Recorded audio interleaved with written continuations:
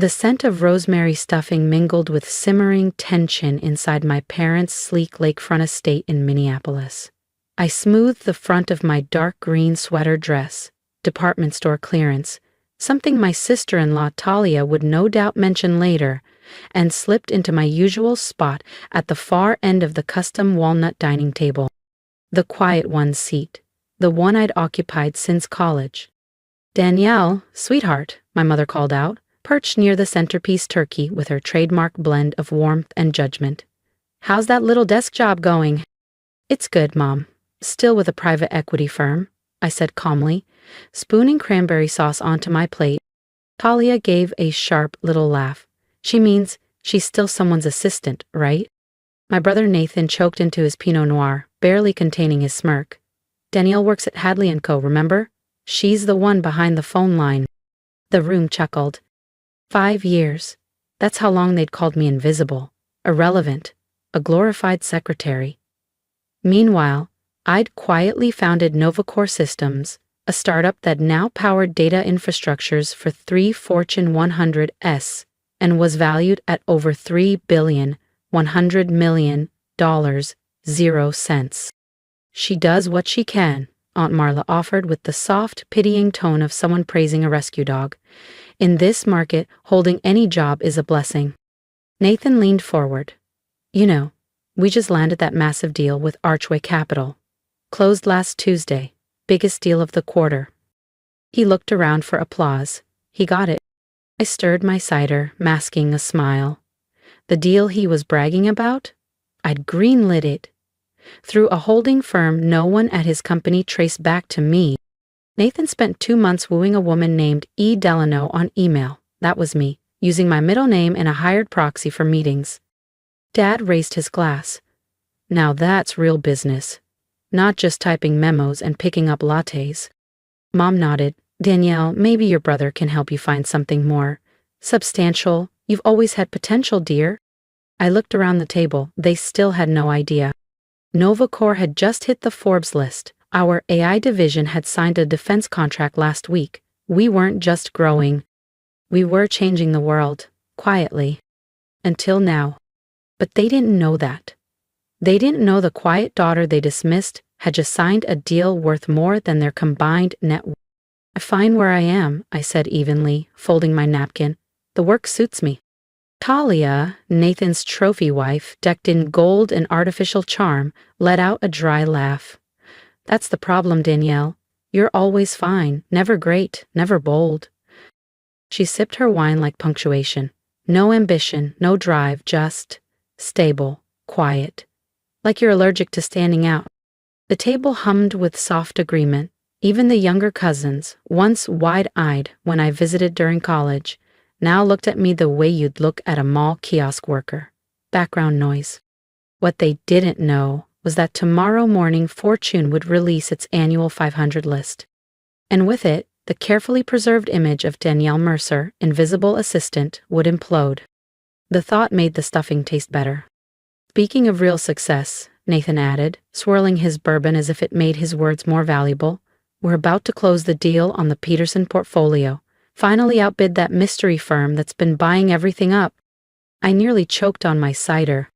The Peterson account, a $1,200 million 0-cent asset bundle my holding company had just secured.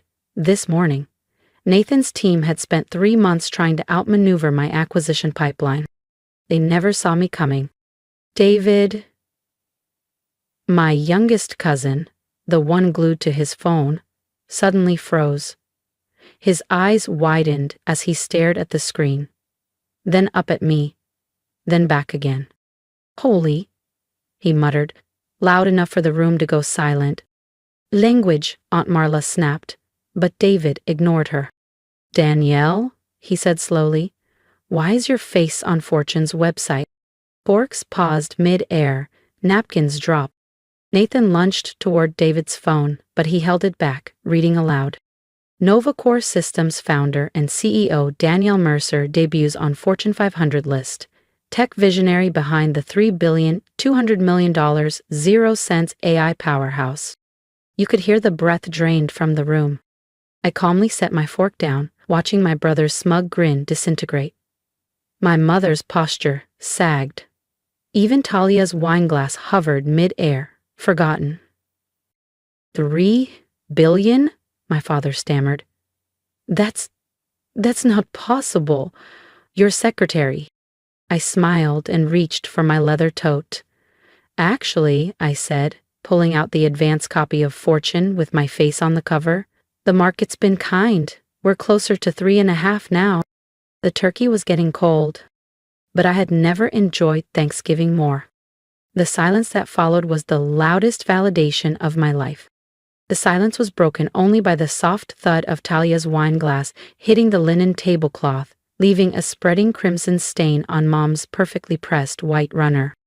"This is a joke," Nathan finally choked out, panic rising in his voice. "Some kind of elaborate prank." I reached into my bag and retrieved my phone. With a few taps, I opened an interface few people even knew existed. A private wealth management platform reserved for individuals with 8- and 9-figure portfolios. "Would you like to see the numbers, Nathan?" I asked, turning the screen toward him. "Or should we talk about the Peterson account you think you're closing next week?" The color drained from his face. "That was you?" "Novacore Systems now owns 60% of the Peterson portfolio," I said smoothly. "We closed the acquisition this morning, though I have to commend your team's effort. You only overpaid by about $200 million. 0 cents. Dad's hands tightened around the edge of the table, knuckles white. "But your job at Hadley & Co.? That's real?" "It is," I nodded. "I do work there. I just never mentioned that I own it. Bought the firm 3 years ago through one of my shell companies." I gave Nathan a small nod. "Technically, you've been working for me this whole time." The roasted turkey sat untouched. Aunt Marla's fork slipped from her hand, clattering loudly against her porcelain plate. David, still glued to his phone, was furiously scrolling. His eyes widened with every swipe. "Holy crap," he breathed. "You're her, the anonymous CEO behind Novacore, the one all the tech blogs have been speculating about, the AI genius who's reshaping the entire sector." Mom finally found her voice, though it shook. "Why didn't you ever tell us? We're your family." I met her gaze without flinching. "You mean the family that told me I'd never make it in business? The brother who said I was too timid to lead? Or the sister-in-law who told me I should just marry rich because I'd never be rich?" Dad looked down. "We were just trying to protect you." "No," I said calmly. "You were trying to define me. Trying to keep me in that quiet little corner where I couldn't threaten the image you had of success." My phone buzzed. Another alert from my CFO. Novacore's stock had just jumped 12% in after-house trading. The Peterson deal was already making waves. Nathan stood abruptly, chair scraping the floor. "I need to call the office." "They're closed for Thanksgiving," I said mildly. "But don't worry, I already notified the board." If you've ever been underestimated in a room full of people who thought they knew your worth, hit that subscribe button. Danielle's story isn't over yet, and in the next part, the boardroom faces the family table. "The termination papers won't be delivered until Monday," I said quietly. Nathan froze. "Termination?" "Novacore has a zero-tolerance policy for insider trading," I replied, pulling up the document on my phone. "Your recent activities with the Helix Trust Fund violated multiple SEC regulations. As your employer, through Hadley & Co. I'm required to report it." "You're firing me." His voice cracked. "Danielle, your own brother?" I looked at him without flinching. "No, Nathan. I'm holding you accountable. There's a difference." Thalia stood up sharply, her silk dress catching the candlelight. "You vindictive little—" "Careful," I said, cutting her off with a raised eyebrow. "Your prenup includes a morality clause. Nathan's illegal activity could void it. Though given his likely legal battles ahead, there may not be much left to claim anyway." The room erupted. Mom began crying silently, shoulders trembling. Dad looked like someone had turned the gravity up on his spine. My cousins were whispering in urgent huddles, while Aunt Marla crossed herself like we'd just lived through a divine judgment. I stood and brushed a faint wrinkle from my dress. "I should go," I said evenly. "I've got an early briefing with our Singapore division. We're finalizing an AI acquisition. You understand? Wait, Dad called, his voice suddenly hoarse. Please, we can fix this. As a family. I paused in the doorway, hand on the oak frame. Was it family when you canceled my college fund because I chose to study software engineering instead of finance? When you spread the rumor that I was having a breakdown after I quit my job to freelance code? When you shorted Novacore stock the year we launched? Mom whispered, we didn't know. Exactly, I said. You never asked. You never wanted to know. I scanned the faces at the table, every one of them looking more like strangers than ever. You spent years worshipping Nathan's mediocrity and ridiculing my silence. You didn't realize the quiet one was building something bigger than this family could imagine. Then David, sweet, distracted David, looked up from his phone. The Elevate Foundation, the one funding STEM programs for kids. That's you, isn't it? I nodded once. Someone had to break the cycle of arrogance and gatekeeping. Might as well be the family failure. My phone buzzed. Miss Mercer, your car is waiting. My driver. Don't go like this, Mom pleaded. Stay, talk to us. I have, I said, turning. You just never listened. But don't worry, now you will. It's harder to ignore a billionaire than a secretary. As I stepped into the night, I heard Nathan's phone ring. Probably his broker. Finally reading the numbers. By tomorrow morning, when the news broke about Nathan's insider trading, he'd have far bigger problems than being upstaged by his quiet sister. I paused beside the car, glancing back at the lakefront house where I'd grown up feeling invisible. Through the window, I saw them still frozen around the table. Wine spilled, turkey untouched, lives unraveling. One dinner, one truth. And everything they thought they knew had changed. My driver opened the door. Where to, Ms. Mercer? I smiled. The office, I said. It's time to finish what I started, because this was never just about revenge. It was about reinvention, reshaping an entire industry, and doing it on my terms. The morning after Thanksgiving, my face was everywhere. Forbes, Bloomberg, the Wall Street Journal, all running features on the reclusive tech founder who had quietly built a multi-billion-dollar empire while the world wasn't watching. The Quiet Revolution, one headline read. If they only knew. I sat in my real office, not the modest cubicle at Hadley & Co., but the entire penthouse floor of Novacore Tower in downtown Minneapolis. Floor-to-ceiling windows wrapped around me, overlooking a city I'd helped transform with data, capital, and machine learning. Jessica, my assistant, set down my coffee. Your mother's called 6 times. Your father's trying to get in touch with the board. And Nathan? She didn't need to finish. I pulled up the tablet. SEC investigates hedge fund for trading violations. The article was tactful. The reality? Brutal. Jessica glanced at the lobby camera. The family lawyers are here, demanding a meeting. I took a sip of coffee. Let them wait. We have real work to do. My phone buzzed. A message from David. Holy shit, cuz. Just saw the stock. Why didn't you tell me? I smiled, thinking back to the awe in his voice last night. Unlike the others, David had always asked about my projects. Read about my industry. Understood just enough to be curious. Maybe it was time to bring him in, for real. Miss Mercer, Jessica interrupted. Singapore deal's ready for sign-off. I turned to the screens lining the far wall. Live dashboards tracking AI performance across 4 continents. Another milestone.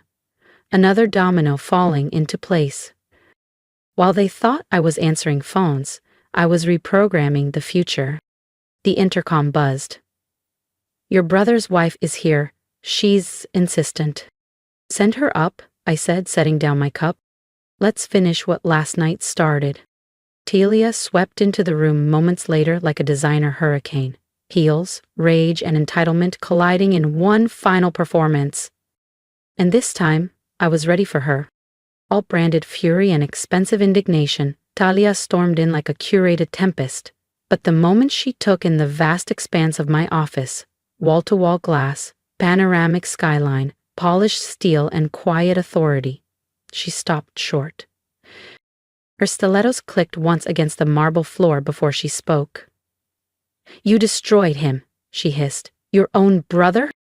"No," I said evenly, rising from my chair. "Nathan destroyed himself. I just refused to clean up the mess this time. He's facing criminal charges." "He's facing consequences," I corrected, something this family has always been particularly skilled at avoiding. She threw a thick envelope onto my desk. "His career is over. Everything we built." "Everything you stole," I cut in. "Did you really think I wouldn't notice? The quiet one sees everything." Her mouth twitched, her composure wobbling. "The offshore accounts, the embezzlement, the shell companies masking client siphoning. You and Nathan defrauded investors." She blinked, stunned. "How did you find out?" "I own 3 of the banks you used, and 2 of the audit firms you thought would cover your tracks. When you're quietly building an empire, you learn to observe before you strike." She looked pale now. "What do you want?" I returned to my seat and neatly stacked the morning reports. "Nothing. I have everything I need." She swallowed hard. "Then why?" "What you should be asking is what you're going to do now. Nathan's assets are frozen. The prenup you leaned on won't survive a fraud conviction." Talia sank into the chair across from me. Her dress, haute couture and hopelessly wrinkled now, looked oddly out of place in this space. "You planned everything," she said softly. "That's what the quiet ones do," I said. "We don't react. We prepare." My phone buzzed. A market alert. Novacore stock up 15%. The Peterson acquisition was now public. The industry was watching. "There is one path forward," I said slowly. "If you want to salvage anything." She looked up. "What?" "Tell the truth, all of it. Cooperate with the SEC, help them dismantle the full scheme. In return, I'll make sure you're left with enough to start again. Away from here. Quietly." "You'd really do that? After everything?" "I'm not doing it for you," I said. "I'm doing it for what's right. Someone in this family should finally choose integrity over illusion." She stared at me for a long moment, then nodded. 30 minutes later, Talia walked out with a folder of documents that would fast-track federal indictments. As she left, Jessica stepped in with a calm update. "Your parents are still downstairs, and the board at Harrison Tech, your father's company, just called an emergency session. Their investors are spooked." I smiled. The same Harrison Tech that canceled my college fund, that once publicly questioned my startup's legitimacy. Their stock was already sliding as the market realized they'd backed the wrong side of the AI revolution. "Oh, and David's here," Jessica added. "He has a pitch he'd like to run by you." "Send him up," I said. "Let's show this family what real mentorship looks like." My phone lit up again. A message from Mom. "Please, Danielle, we need to talk, as a family." I typed one reply. "I'm in my office, top floor. Look for the building with my name on it. Let them come, let them see." Because success isn't just about proving people wrong. It's about showing them exactly who you've been the entire time. And finally, I was ready to be seen. The morning sun hit the Novacore Systems logo crowning the skyline, bright, bold, and visible all the way from my parents' neighborhood. Let them look up. Sometimes, the quietest voice in the room is the one they should have been listening to all along. If you've ever been overlooked, underestimated, or told to stay quiet, I see you. I was you. Drop a comment below and tell me, what have you been quietly building while no one was watching? I want to hear your story. And if mine spoke to you, hit that subscribe button. Support the quiet ones who rise without applause. My advice, don't waste your voice trying to be heard by people committed to misunderstanding you. Build, grow, watch, and when the time is right, show them. Not for revenge, but for your own peace. You deserve to be seen.